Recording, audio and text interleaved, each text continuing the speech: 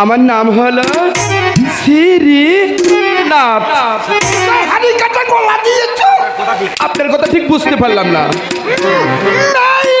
কথা হলো বিয়ে করেছ?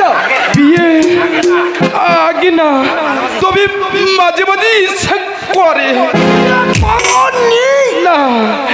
আরে বিয়ে যদি করতে চাও এই নিষ্পত্তি বাবুকে ধরো। আরে দূর, আমি যে চাকর গো চাকর। চাকরানি জুটিয়ে দেবো। সুন্দরী চাকরানি পাওয়া যাবে কেন?